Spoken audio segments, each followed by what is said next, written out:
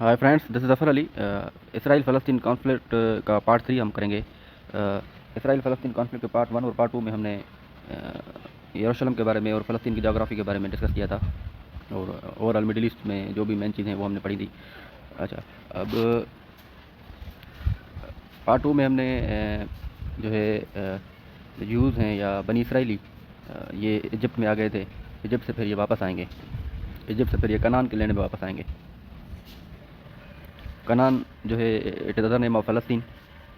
ये फ़लस्तीन का दूसरा नाम है, कनान इसको कहते हैं। तो ये 12 ट्राइब्स जो थे बनी इसराइलियों के, ये इजिप्ट से इनको किसने निकाला? प्रॉफिट मूसा अलैहिस्सलाम ने। इसको यहूदी जो हैं वो इसको कहते हैं एक्सोडस। एक्सोडस इंग्लिश का वर्ड है, इसका मतलब है कि large scale migration, large scale migration. तो इनकी जो 12 ट्राइब्स हैं इसराइलियों की, इनकी लार्ज स्केल माइग्रेशन हुई, और ये माइग्रेशन इजिप्ट से अब निकलेंगे तो ये कहाँ जाएंगे?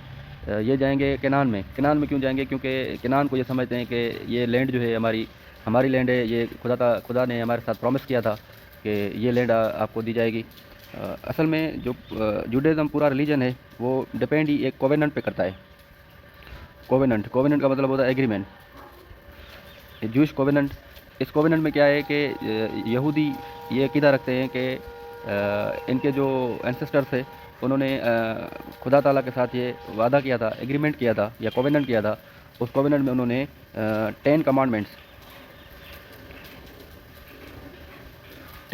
को फॉलो करने का वादा किया था। 10 कमांडमेंट्स क्या हैं? ये वो जो है कमांडमेंट्स हैं जो कि अल्लाह ताला ने प्रॉफिट मूसा अलैहि सलाम को दी थी कि आप अपने लोगों को कहो कि इन 10 कमांडमेंट्स को फॉलो करें। ये 10 कमांडमेंट्स क्या हैं? ये 10 हुक्म हैं, जिसमें मर्डर नहीं करना, थेफ्ट चोरी नहीं करनी, या एडल्ट्री नहीं करनी, या जो उनकी जो रिलीजियस वर्शिप है वो वर्शिप करनी है। इस तरह के 10 कमांडमेंट्स हैं, और ये 10 कमांडमेंट्स जो हैं वो यहूदियों की जो होली बुक है जिसको हेब्रू बाइबल कहते हैं, हेब्रू बाइबल में भी ये 10 कमांडमेंट्स मेंशन है।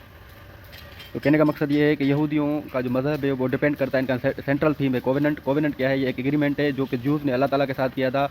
उस एग्रीमेंट के तहत यहूदियों ने यह चीज़ एक्सेप्ट की थी कि we will comply with 10 commandments. और उसके बदले में इनको क्या मिलेगा? इसके बदले में यहूदी ये बिलीव करते हैं कि उनको मिलेगा, उसके बदले में उनको नंबर 1 पहली पॉइंट तो होली लैंड मिलेगी। प्रॉमिस लैंड जो फ़लस्तीन की लैंड है, ये प्रॉमिस में इस कोवेनेंट के तहत जूस मानते हैं कि ये लैंड हमारी है, क्योंकि हम जो 10 कमांडमेंट्स को फॉलो करेंगे उसके बदले में हमें, उसके रिवार्ड में हमें होली लैंड मिलेगी। उसके अलावा जो है वो प्रॉस्पेरिटी मिलेगी।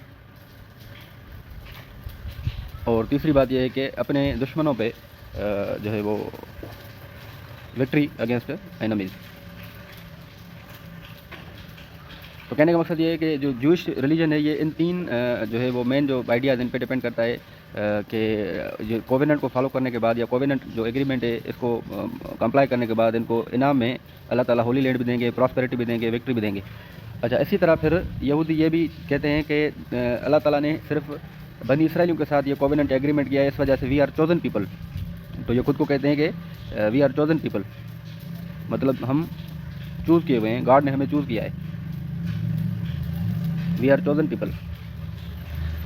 इसी बात को बेस बना के यहूदी समझते थे कि फ़लस्तीन की जो लैंड है ये हमारी लैंड है, हमें अपनी लैंड में वापस जाना है। तो बनी इसराइली जो हैं वो मूसा अलैहि सलाम के साथ फिर अपनी जो है फ़लस्तीन की जो लैंड है वहाँ वापस आएंगे। ये जैसे ही वापस आएंगे तो इनके 12 ट्राइब्स जो हैं वो फ़लस्तीन में आके रहेंगे। ये फ़लस्तीन है, इसमें आके रहेंगे।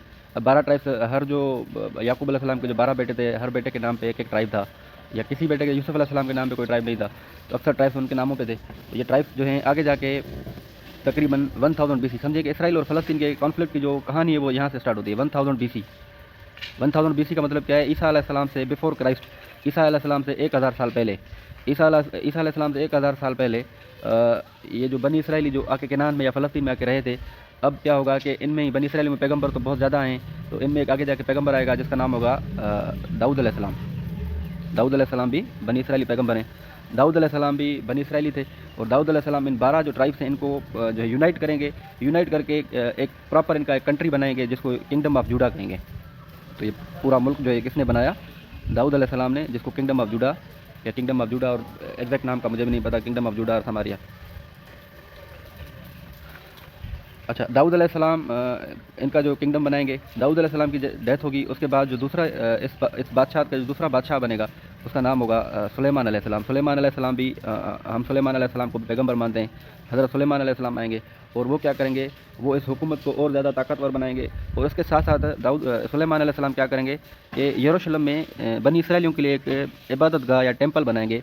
ये यरूशलेम सिटी है, यरूशलेम सिटी में ये यरूशलेम सिटी है, यरूशलेम सिटी में वो इन बनी इसराइलियों की जो है वो एक इबादत गाह बनाएंगे जिसको कहेंगे टेम्पल ऑफ सुलेमान।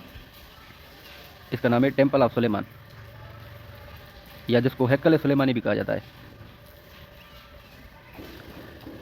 अब ये जो आजकल डिस्प्यूट है ना इसराइल और फ़लस्तीन का, वो इस टेम्पल ऑफ सुलेमान का मेन जो मतलब रिलीजियस डिस्प्यूट यही है कि टेम्पल ऑफ सुलेमान जो जूज हैं इनका टेम्पल ऑफ सुलेमान ख़त्म हो गया है, वो वहाँ पे रिकन्स्ट्रक्ट करना चाहते हैं टेम्पल ऑफ सुलेमान। सारा मसला यही है।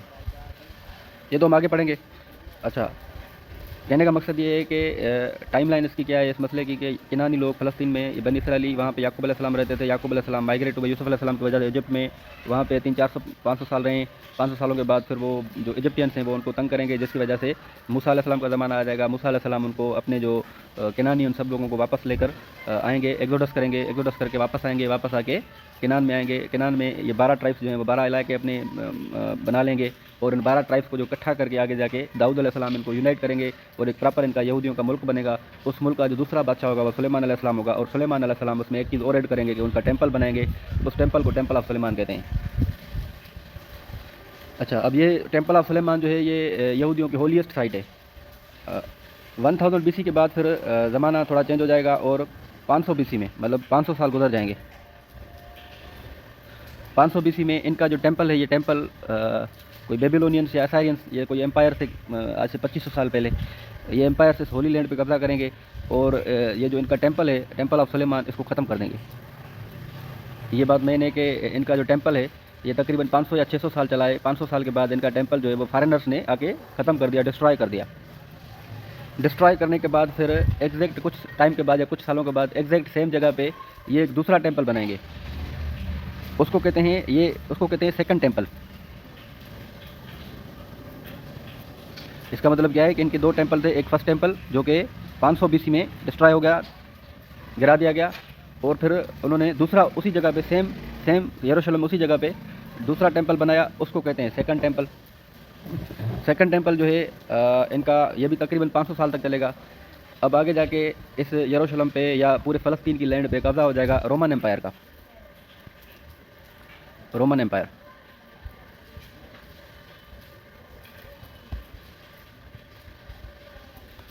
रोमन एम्पायर का कब्जा होगा और रोमन्स जो हैं वो क्या करेंगे कि इस लैंड में जो भी जूज रहते हैं उनके साथ इनका जो है वो मसला ख़राब हो जाएगा और इनको निकाल देंगे। यहाँ से ये मेन पॉइंट है कि रोमन एम्पायर जो कि उस ज़माने में दुनिया का रिचेस्ट और मोस्ट पावरफुल एम्पायर था, वो इसराइल और फ़लस्तीन में जो बनी इसराइली जो 12 ट्राइब्स थे उनके जो किंगडम ऑफ जूडा बना था समारिया, जिसमें उन्होंने टेम्पल बनाया था सुलेमान अलैहिस्सलाम ने। फिर वो टेम्पल ख़त्म हो गया था, फिर सेकंड टेम्पल बनाया था। इस मतलब इस पूरे मुल्क पे रोमन एम्पायर का कब्जा होगा। और रोमन्स क्या करेंगे, रोमन्स यहूदियों को ये बात कहेंगे कि या तो आप जो है ये पूरा मुल्क छोड़ के चले जाओ या फिर सबको मार देंगे, जिसकी वजह से जूज जो हैं वो सारे फ़लस्तीन से मजबूर होकर निकल गए। तो ये तकरीबन कहते हैं कि 135 AD में, कहीं पे 70 AD है, कोई एक फिगर इन दोनों में से, इस साल में यहूदी जो हैं वो फ़लस्तीन को छोड़ के फ़लस्तीन से निकल जाएंगे। और ये कहाँ जाएंगे, ये कुछ तुर्की चले जाएंगे, कुछ पोलैंड चले जाएंगे, कुछ जर्मनी चले जाएंगे, पूरे यूरोप में चले जाएंगे, डिफरेंट दुनिया के हर कोने में चले जाएंगे। फ़लस्तीन जो है वो बिल्कुल खाली कर देंगे। अब यहाँ से कहानी स्टार्ट होती है कि इसका मतलब क्या है कि अगर ये 70 AD में यहूदियों को रोमन्स ने निकाला है तो 70 AD को, और इसराइल स्टेट बनी है तकरीबन समझेंगे 70 AD में ये निकल गए। और इनकी जो स्टेट है वो बनेगी 1948 में। 1948 में इसका मतलब क्या होगा कि तकरीबन इनको 1900 साल गुजर गए, 1900 ईयर्स गुजर गए इनको। 1900 साल तक ये अपनी इस होली लैंड में या प्रॉमिस्ड लैंड में वापस नहीं आ सके। ज्यूज़ अपनी होली लैंड में वापस नहीं आ सके। क्यों नहीं आ सके? क्योंकि आज से 2000 साल या 1900 साल पहले रोमन एम्पायर ने इनको निकाल दिया था। रोमन एम्पायर आगे जाके क्रिश्चियनिटी, ईसाईयत मज़हब को एक्सेप्ट करेगा। ईसाईयत मज़हब भी हम ये भी कह सकते हैं कि ईसाईयत जो मज़हब है it was a sect of Judaism. ये भी एक जूडाइज़म रिलीजन का एक सेक्ट है। सेक्ट मतलब क्यों? क्योंकि ईसा अलैहिस्सलाम खुद भी तो बनी इसराइलियों में पैगंबर बन के आए थे, तो वो भी तो वो यहूदियों को तालीमात देने आए थे, जिसकी वजह से हम ये भी कह सकते हैं कि ईसा अलैहिस्सलाम जो है वो he was also profit of juice, या फिर बनी इसराइलियों का प्रॉफिट था। और ये जो क्रिश्चियनिटी मज़हब है ये एक जुडाइज़म का सेक्ट बन के, फ़िरका बन के निकला, फिर आगे जाके ये बिल्कुल रिलीजन ही डिफरेंट हो गया।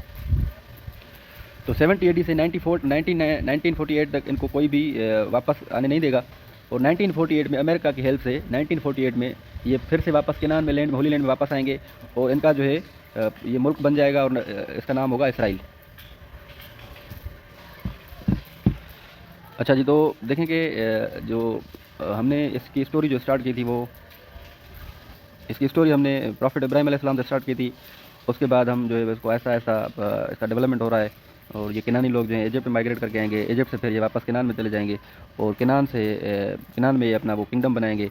इस किंगडम को जो है वो फाइनली ख़त्म कौन करेगा? रोमन्स करेंगे, और रोमन्स जो है वो आगे जाके क्रिश्चियंस हो जाएंगे। तो इसका मतलब है कि जो यहूदी हैं इनको निकालने वाले कौन है अपनी लैंड से? क्रिश्चियन से, ना कि मुसलमान है, क्योंकि इस्लाम तो अभी आया ही नहीं था। ये थर्ड पार्ट में हम आगे इसको डिस्कस करेंगे, और फोर्थ पार्ट में।